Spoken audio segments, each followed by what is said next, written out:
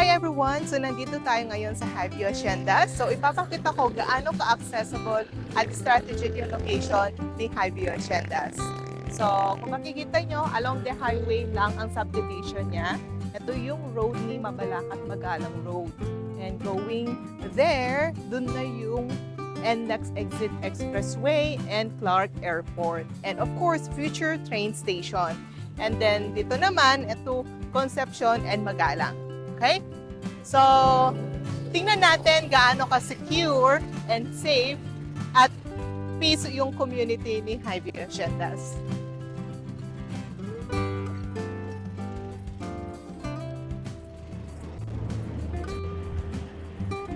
Okay.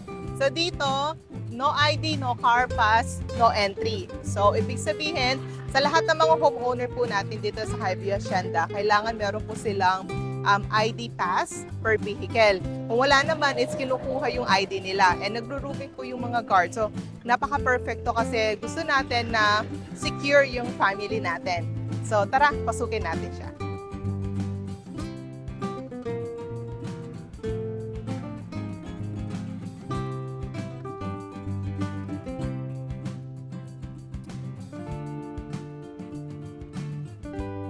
So, meron din tayo dito na speed limit na 20, which is gusto natin maging safe, no? Kasi minsan may mga bata at para hindi din maingay kapag pumapasok yung mga sasakyan. So, ito na yung sa loob ng subdivision. So, kung makikita nyo, napaka-peace and quiet talaga. At may pagka-exclusive yung community niya. So, check natin yung model house na dito.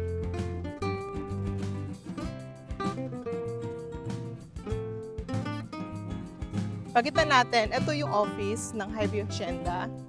So, dito yung mga transactions, sales, lahat, admin.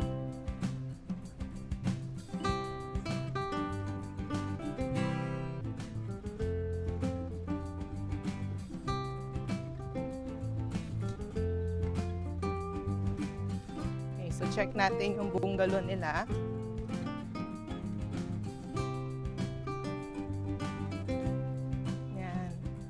So, actually meron tayong mga available na 82 square meter lot area and then yung floor area niya is 32 square meter. So, lahat ng mga bungalow dito is single attached and napaka-spacious ng lot area. Actually, kasya kahit yung mga bigger size ng vehicle like SUV, kayang-kaya po niyan. So, tara check natin siya sa loob.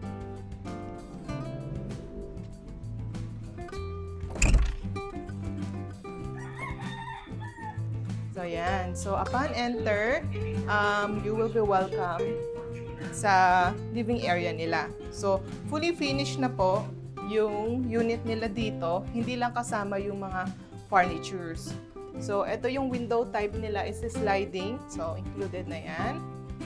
High ceiling din tayo at least hindi gaano mainit. Dito naman sa dining area, kaya ng 4-seater. And then dito sa 2-bedroom, check natin. So, ito yung first bedroom nila. Kaya ng queen size. And meron pa rin tayong space dito for closet. Yan. Tapos dalawa yung bintana niya. Maliwanag pa rin. Okay? Then, check natin yung pangalawang room. For second room, yan. Kaya ng single bed. Yung mga ibang homeowner dito na mga client namin na kumuha, let's say dalawa lang sila or mag-isa, is binubutas na nila tong drywall. So, parang isahan na nila yung isang kwarto para mas malaki siya. So, pwedeng gawin yun. Since ito is drywall lang naman, pero yung pinaka-main perimeter niya is gawa sa buhos. Okay?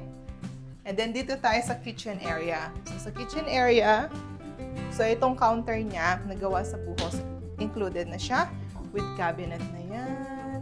May faucet na siya. May mga outlet. May breaker. And then yung toilet and bath nila, maluwag din yung toilet and bath. So, all-included features. May shower na, may gripo, may outlet dito kung hot shower kayo. Then, may mga kasama na yan, laboratory. So, check natin siya dito sa likod. So, ang maganda dito sa likod, no, pwede kang magpa-expand ng dirty kitchen. Yung mga halos nakatira dito, ginagawang dirty kitchen to, nag-expand sila. Actually, kung included na rin yan, and then maglalagay pa sila dito for kitchen nila. So, paikot to, since single attached, may ikutan ka pa rin sa bahay mo. So, kahit pa paano, paglabas mo is may space ka pa rin dahil nga malaki yung lot area niya. So, dito naman, dito yung parking or yung iba, nag-extend pa sila dito like service area. Then dito na yung pinaka main parking niya, yung sa harap. So, may enough space talaga. Okay, so naman, check natin yung phase 4, yung actual unit, or yung mga available na unit natin. So, pakita natin yung actual turnover. So, actually, yung mga nakikita nyo, halos sold na po yan. Ito is, meron na pong may-ari nito, pero ipapakita ko yung actual turnover, tsaka yung 82 square meter lot area. So, ganito po siya ka-spacious. Dito sa frontage, we still have enough space. Let's say, gusto nyo mapag-expand ng room sa harap, or landscape, or garden, and coffee table. Okay? Dito naman sa side, dito yung parking area natin. So, parking area natin, actually, ang laki. Kasya to, kahit SUV pa yung car nyo. And since single attached siya, maikutan tayo dito. Ayan. Then meron siyang space dito sa likod. Tignan natin siya sa loob. So ito yung actual turnover. Fully finished na siya. Pag lilipat ka na lang, lalagyan mo na lang ng gamit. So meron tayong high ceiling. Kasama na yung mga switch. May mga outlet na rin siya. And then vinyl tiles yung gamit nila. And ito yung countertop. And then yung toilet and bath niya. Ayan. So lagyan nyo na lang siya ng accessories. Dito yung 2 rooms.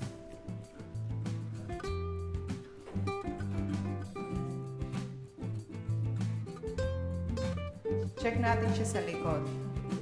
Ang maganda dito yung likod niya eh.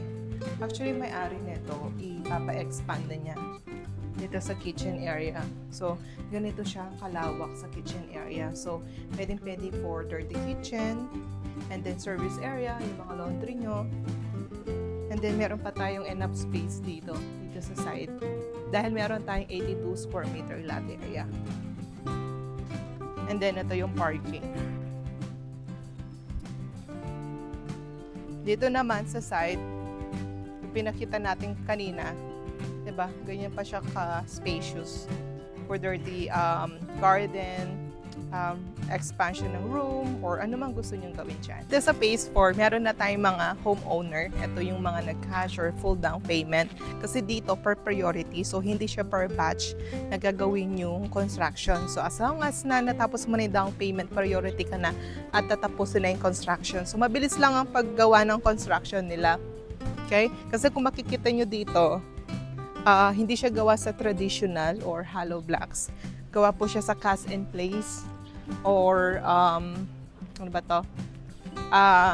Concrete. So, check natin siya gaano siya katibay. Yung mga aircon natin na window type, naka-ready na rin yan. Tapos, tatakpan na lang nila ng hollow block. So, kung just in case ayaw nyo palagyan, naka-close pa rin. Pero kung lalagyan nyo, madali na lang siyang butasan. So, ayan no. So, gawa siya sa cast in place. So, affordable yet quality. So, pang matagalan talaga yung gawa nila dito. Kaya yung mga naghahanap pa rin ng bungalow, gusto lang nila ng simple or for starting family or bachelor or sa mga senior natin. By the way, marami tayong senior dito dahil nga ayaw na nila ng 2-story na akyat baba.